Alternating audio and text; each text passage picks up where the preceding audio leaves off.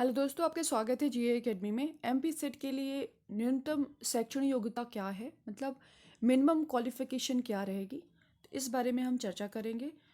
तो चलो देख लेते हैं। एक बात का और ध्यान रखना है, एमपी सेट आपने इस बार क्वालिफाई नहीं किया तो 5 साल तक भूल जाओ। 5 साल के बाद ही आएगा, जब ये इलेक्शन आएंगे ना तभी एमपी सेट फिर से होगा। आप ये सोच रहे हो ना कि जैसे अभी 1 साल के बाद हो रहा है, फिर दूसरे साल भी होगा, फिर तीसरे साल होगा, ऐसा नहीं होगा। हर 5 या 4 साल में होगा। इसलिए आप तैयारी ऐसे रखो, भले ही आप पीजी कर रहे हो, है ना। पीजी में जो लोग 3rd सेमेस्टर और 4th सेमेस्टर में, जिनका अभी तक रिजल्ट अनाउंस नहीं हुआ है, यदि उनका मतलब फॉर्म भरने की डेट आ जाती है एमपी सेट की, तो वो अप्लाई कर पाएंगे, है ना। तो इस बात का ध्यान रखिए, मौका हाथ से नहीं जाना चाहिए। तो देख लेते कि क्या है न्यूनतम शैक्षणिक योग्यता, फिर उसके बाद ही हम चर्चा करेंगे। अनारक्षित श्रेणी के अभ्यर्थियों हेतु स्नातकोत्तर उपाधि में न्यूनतम 55% चाहिए। 1 मिनट यहाँ से पढ़ते हैं। अभ्यर्थी केंद्रीय अधिनियम या राज्य अधिनियम द्वारा स्थापित किसी विश्वविद्यालय या शैक्षणिक संस्थान या विश्वविद्यालय अनुदान आयोग 1956 अधिसूचना क्रमांक 3 और 1956 के अधीन विश्वविद्यालय से स्नातकोत्तर उत्तीर्ण या स्नातकोत्तर में अंतिम वर्ष अध्ययनरत होने पर भी पात्र होगा। मतलब जिसने पीजी कंप्लीट कर ली है वो भी पात्र होगा, जिसने पीजी में 3rd या 4th सेमेस्टर चल रहा है उसका वो भी पात्र होगा, भले ही इसका रिजल्ट अनाउंस हुआ है या नहीं। मतलब उसने प्रीवियस ईयर कंप्लीट कर लिया है, बस, है ना। 3rd सेमेस्टर या 4th सेमेस्टर का रिजल्ट नहीं आया, इससे कोई लेन देन नहीं है। आप एग्जाम में बैठोगे। एक बात को और ध्यान देना है कि यदि आपने 3rd सेमेस्टर या 4th सेमेस्टर, है ना, जब फाइनल ईयर की मार्कशीट बने तो उसमें आप सभी का 55% बनना चाहिए। यदि आप you belongs to you are, है ना, यू आर से आप बिलोंग करते हैं तो 55% होना चाहिए। यदि आप SC ST OBC हैं तो और हैंडीकैप्टेड हैं तो 5% का रिलैक्सेशन दिया गया है, जिससे कि 50% भी हैं तो भी आप इसके लिए एलिजिबल रहोगे। ठीक है, चलो और आगे देख लेते हैं क्या लिखा हुआ है। अनारक्षित श्रेणी के अभ्यर्थी हेतु स्नातकोत्तर उपाधि में न्यूनतम 55% अंक तथा आरक्षित श्रेणी में केवल मध्य प्रदेश की अनुसूचित जाति, अनुसूचित जनजाति, पिछड़ा वर्ग को छोड़ करके तथा निष्पक्ष अभ्यर्थियों हेतु 50% अंक होना आवश्यक है। मतलब इसमें कहने का मतलब जो पहले बता दी हूँ मैं, QR वाले 55%, है ना। OBC OBC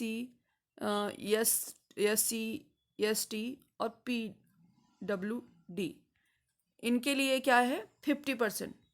5% का रिलैक्सेशन दिया गया है, लेकिन एक बात का ध्यान रखेंगे कि वो MP से ही बिलोंग करते हो, मतलब डोमिसाइल हो MP का उनके पास।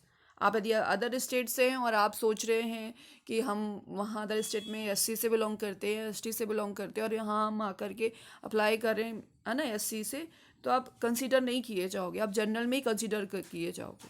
तो इस बात का ध्यान रखें फॉर्म भरते वक्त जो अदर स्टेट से हैं।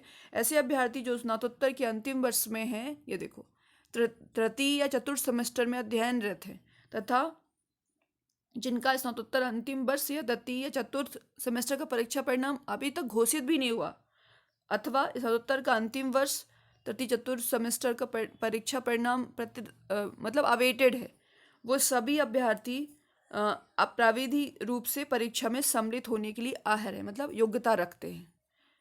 ठीक है, उसके बाद और क्या लिखा हुआ है, उक्त अभ्यर्थी की परीक्षा में पात्र होने पर भी अहर्ता प्रमाण पत्र तभी मान्य होगा यदि आप MP सेट में पास हो जाते हो।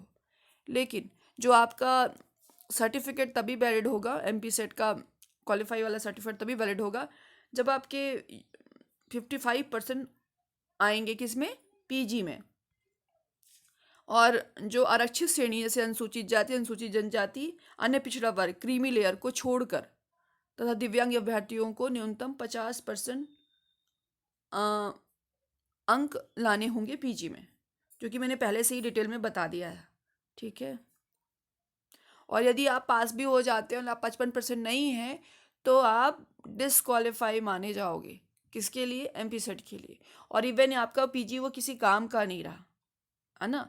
तो 50% आप लोग जो SC ST OBC हो और तो आप लोग प्लीज़ कोशिश यही करो कि 50% बना लो, और जो UR वाले हैं उनको 55% होना चाहिए। अब आगे क्या लिखा हुआ है, 90 सितंबर 1991 से पूर्व PhD प्राप्त अभ्यर्थियों को स्नातकोत्तर में 5% की छूट दी गई है। मतलब जिन्होंने 1991 में PhD करी है तो उसके लिए 5% छूट मिली है। ऐसे अभ्यर्थी जो पात्रता परीक्षा में सम्मिलित होने के पात्र होंगे जिनके पास भारत के किसी भी विश्वविद्यालय से या विदेश के किसी भी विश्वविद्यालय संस्थान में स्नातकोत्तर डिप्लोमा या प्रमाण पत्र हो, किंतु उन्होंने एसोसिएशन ऑफ इंडियन यूनिवर्सिटी नई दिल्ली से प्रमाण पत्र प्राप्त कर प्रकोष्ठ को प्रदान करना होगा। उन्हें प्राप्त डिग्री या डिप्लोमा भारतीय विश्वविद्यालय द्वारा प्रदत्त स्नातकोत्तर उपाधि के समकक्ष है। अब वैसे भी मैंने बता दिया कितने विषय में आयोजित की जाएगी। आप मेरे ओल्ड वीडियोस देख लोगे तो सब समझ में आ जाएगा। सिलेबस का वीडियो और ओल्ड पेपर सब मैंने अपलोडेड कर दिया है GeO Academy में। आप चाहो तो देख लेना, अदरवाइज जब नोटिफिकेशन आए तब देख लेना, ठीक है। देखो यहाँ पे अलाइड सब्जेक्ट भी दिए गए हैं, है ना, मैंने उसमें अलाइड सब्जेक्ट बता दिया था। देखो ऐसे अभ्यर्थी जो एक से अधिक विषय में सह विषय स्नातकोत्तर उपाधि की अर्हता रखते हैं तो किसी एक ही मुख्य विषय सह विषयों हेतु अपना ऑनलाइन आवेदन पत्र प्रस्तुत करना होगा। हाँ, मतलब आप एक ही सब्जेक्ट से सेट दे सकते हो। जैसे मान लो आपने फिजिक्स से करा है, MSc करी है, और आपने MA इन हिंदी करा है, ठीक है, दोनों करा है और दोनों से सेट हो रहा है, लेकिन तो आपको एक ही सब्जेक्ट चूज़ करना होगा, या फिजिक्स चूज़ कर लो या हिंदी चूज़ कर लो, ऐसा। 2 विषय में आवेदन, एक में यदि कोई अभ्यर्थी भ्रामक जानकारी देकर 2 विषयों में आवेदन करता है तो उसकी सत्यता ज्ञात होने पर पात्रता निरस्त की जाएगी। मतलब आपने हिंदी में दे लिया, फिजिक्स में भी दे लिया, और फिजिक्स में आप क्वालिफाई कर लिया, लेकिन पता चल गया कि आपने हिंदी में भी दिया था, तो फिर आपकी ये जो पात्रता परीक्षा है वो हो जाएगी। मतलब पात्रता जो आपने पास करी है वो निरस्त कर दी जाएगी, ठीक है। चलो आगे यही है कि आपको तैयारी करते रहना है, स्पेशली फॉर वुमेंस, क्योंकि मोस्टली मैंने देखा है PG कर लेती हैं वुमेंस, फिर उसके बाद कुछ करती ही नहीं है। तो वो MP सेट की तैयारी करें, कहीं ना कहीं MP सेट क्वालिफाई हो जाएंगी तो इतने सारे कॉलेजेस हैं, वहाँ अप्लाई कर पाओगे आप लोग। तो और ये भी है ना, कंपटीशन बहुत ज़्यादा है, कहीं ना कहीं मेहनत तो करनी पड़ेगी, खासकर वो साइंस वालों को, क्योंकि साइंस वालों के साथ ये रहता है जैसे CSIR नेट बहुत टफ होता है, नेगेटिव मार्किंग भी रहती है, ठीक है ना। और साइंस का सब्जेक्ट तो आप लोग जानते ही हैं कितना, मतलब कितने गहराइयों से पढ़ना पड़ता है। मैं ये नहीं कहती जो आर्ट बैकग्राउंड वाले हैं उनको नहीं पढ़ना पड़ता, लेकिन ये है कि उनमें मेहनत ज़्यादा लगती है, मतलब जो भी साइंस वाले बैकग्राउंड से हैं, और जो आर्ट बैकग्राउंड से हैं उनमें मेहनत लगती है, लेकिन एक जैसे पढ़ लिया और फिर वो हो जाएगा, समझ में आ जाएगा, लेकिन हमें बार बार पढ़ना पड़ता है, साइंस वालों को बार बार पढ़ना पड़ता है। तो इस बार मौका मिला है कि MP सेट देने का, वो भी नेगेटिव मार्किंग नहीं है, तो आप लोग कोशिश यही करना, साइंस वाले जो अच्छे ब्रिलियंट हैं वो प्लीज़ आप लोग क्वालिफाई कर लेंगे, क्योंकि आपकी मेहनत का फल तो मिलना चाहिए ना। आप ये सोचते हो कि नहीं यार फिर कभी देख लेंगे, यार मौका अभी मिला है, फिर कभी क्या देखना, है ना, मौके का फ़ायदा उठाओ, खासकर साइंस वाले। क्योंकि देखो NTA जो नेट UGC NTA जो नेट लेता है ना, तो उसमें भी नेगेटिव मार्किंग नहीं होती, लोग इजली पास हो जाते, इजली पास नहीं कर सकती, मेहनत है उनकी, लेकिन कहीं ना कहीं ये लोग ज़्यादा मेहनत करते हैं साइंस वाले। और मैं कंपेयर नहीं कर रही हूँ, लेकिन मैं देखती हूँ लोगों को तो मुझे समझ में आती है बातें। सॉरी यदि किसी को बुरा लगा हो मेरी इन बातों का एनालिसिस का, है ना। ऑल द बेस्ट, मैं ऐसी ही अपडेट देती रहूँगी आपको, आप सभी को, और सिलेबस और ओल्ड पेपर देखते रहें, ठीक है। Thank you.